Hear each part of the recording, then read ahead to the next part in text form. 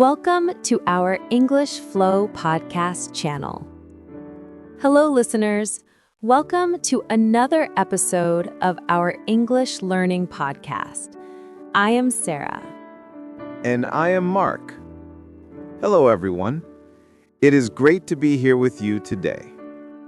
Today, we have a very practical topic. It is helpful for anyone who works in an office or plans to work in an office in the future. That's right. Our title today is Surviving the 9 to 5: Tips for Office Success. This is an interesting title. Mark, can you explain what the 9 to 5 means? Of course, the 9 to 5 is a common phrase in English. It refers to a standard workday. Most office jobs start at 9 a.m. and finish at 5 p.m. So we call the lifestyle the 9 to 5. Exactly. And the word surviving usually means staying alive in a dangerous situation. But here, it means handling the stress and being happy, not just working hard. Working in an office can be stressful. You have bosses, emails, and meetings. So today, we will give you advice on how to be successful. Before we start giving advice, we need to learn 3 important vocabulary words. These words will help you understand the rest of the episode. Our first word is deadline. D-E-A-D-L-I-N-E. This is a noun. A deadline is the specific time or date when you must finish a task. For example, if your boss says, "I need this report by Friday at 3 p.m., that is your deadline. If you finish after the deadline, you are late. In the business world, missing a deadline is a big problem. Our second word is a verb, prioritize. P-R-I-O-R-I-T-I-Z-E. To prioritize means to decide what is most important. Imagine you have 10 emails to write. You cannot write them all at once. You must choose the most important one to do first. That is prioritizing. Correct. Successful people know how to prioritize. They do the big, important jobs first and the small, easy jobs later. Our third and final word is burnout. B-U-R-N-O-U-T. This is a noun, and it is a serious feeling. Burnout happens when you work too hard for too long. You feel exhausted, sad, and you have no energy left. It's like a fire that has gone out. You are just empty. We want to help you avoid burnout. That is why we are making this episode. So, keep these words in mind: deadline, prioritize, and burnout. We're going to use them in our discussion. So, Mark, now that we understand the vocabulary, let's talk about the reality of the office. What is the hardest part of the 9 to 5 for you? For me, the hardest part is the morning. When I arrive at my desk at 9 a.m., I feel overwhelmed. I have 100 unread emails and people are asking me questions. It is hard to know where to start. That is a very common feeling. Many people start their day by checking emails immediately, but experts say this is a mistake. Really? Why is checking the email a mistake? It feels like work. It feels like work, but it is reactive work. You're answering other people's problems. Instead, you should start your day by making a plan. This brings us back to our vocabulary word, prioritize. I see. So before I open my email inbox, I should write a list of tasks for the day. Exactly. Write down the 3 most important things you must finish today. These are your priorities. Do the hardest task first while your brain is fresh and you have energy. That makes sense. I usually do the easy things first, like organizing my files because I am lazy in the morning. But then at 4 p.m., I'm tired and I still have to do the hard work. That is stressful. Yes, and that stress leads to bad work. Another tip for success is managing distractions. Offices are very noisy places. Oh, definitely. I sit in an open office. There are no walls between the desks. I can hear my neighbor eating lunch, talking on the phone, and typing loudly. It is very hard to focus. When you need to focus on a deadline, it is okay to signal that you are busy. Do you use headphones? Yes, I wear big noise-canceling headphones. It is a universal sign that says, "Please do not talk to me right now." That is a great tool. Communication is key. You can also tell your colleagues politely, "I have a deadline at 2 p.m. Can we talk after that?" Most people will understand. Being polite but firm is a good skill. Now, Sarah, we need to talk about the physical side of office work. Sitting in a chair for 8 hours is not healthy. You are absolutely right. The human body is designed to move, not to sit. If you sit all day, your back hurts, your eyes get tired from the computer screen, and your energy drops.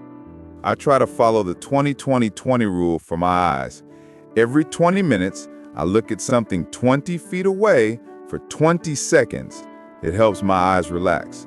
That is a specific and useful tip. I also suggest taking a micro break every hour. Just stand up, stretch your arms, and maybe walk to get a glass of water. It sounds simple, but we often forget to do it because we are so busy. But if you do not take breaks, you will work slower in the afternoon. Exactly. Taking a break actually helps you work faster later. It stops you from reaching that terrible state of burnout. So success is not just about working hard, it's about working smart, planning your day, and taking care of your body. You are right, Mark. But the office is not just about you and your computer. It is also about the people around you. Office relationships can be very complicated. That is the truth. In every office, there are many different personalities. Sometimes you have to work with people you do not like. For example, what should we do about the office gossip? The gossip. This is the person who likes to talk about other people's secrets. They might say, "Did you hear that the boss is angry?"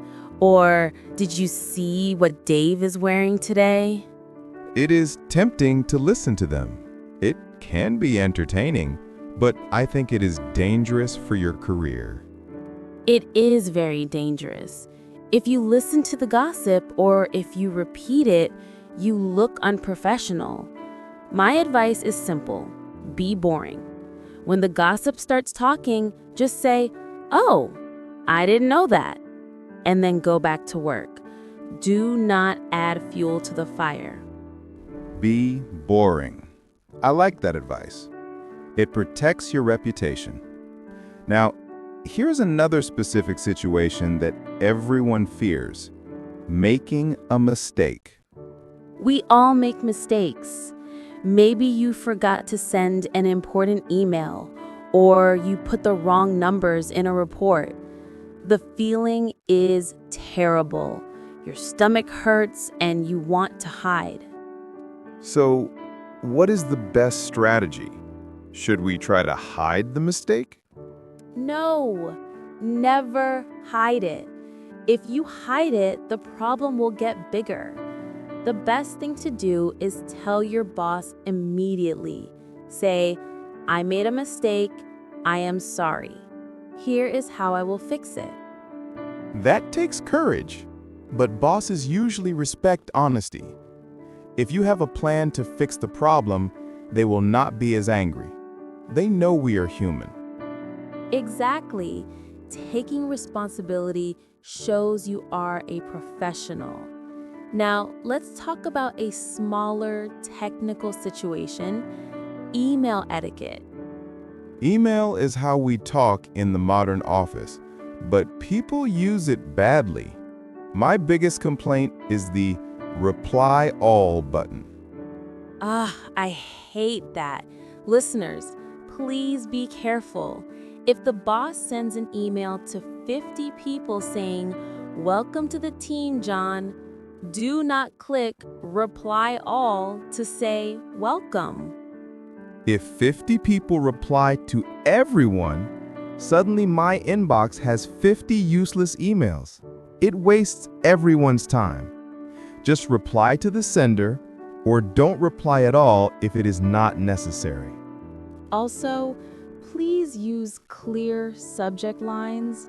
Do not send an email with the subject hello or question. That is too vague. Right. Be specific. Right? Question about the Tuesday meeting or budget report for March. This helps your colleagues prioritize their reading. They know exactly what the email is about before they open it. These seem like small details, but they make a big difference. If you are easy to work with, if you are honest, polite, and clear, people will want to help you succeed. That is the secret. Success is a team sport. You cannot survive the 9 to 5 alone. You need good relationships with your team. We have covered a lot of information today, Mark. Managing an office job is a real skill. It takes practice. It certainly does. Let's take a moment to summarize the most important points for our listeners. We want you to remember these tips for your next workday. First, we talked about how to start your day. Do not open your email immediately. Instead, prioritize. Make a list of your most important tasks and do the hard work when your brain is fresh. Second, remember to take care of your body. Do not sit in your chair for 8 hours without moving. Take small breaks, stretch your legs, and rest your eyes. This will help you avoid burnout. Third, we discussed office relationships. Be professional. Do not listen to gossip and do not spread rumors. It is better to focus on your own work. And if you make a mistake, be honest. Tell your boss quickly and offer a solution. Finally, use email carefully. Write clear subject lines and do not use reply all unless you really need to. If you follow these tips, your office life will be much smoother. You will feel less stressed and more successful. Now, it is time for our favorite part of the show, the weekly challenge. Yes, we want to hear from you. We want you to practice your English writing or speaking. Here is your question for this week. What is your best tip for staying focused at work or school? Maybe you drink a lot of coffee. Maybe you listen to classical music. Or maybe you turn off your phone. For example, my answer is, I stay focused by cleaning my desk before I start working. A clean desk helps me think clearly. That is a good one.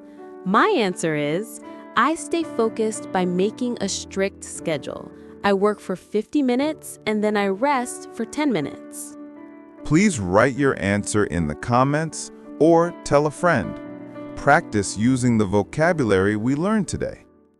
Thank you for listening to Surviving the 9 to 5. We hope these tips help you have a great week at the office. Work hard, but don't forget to relax too. See you in the next episode, everyone. Goodbye.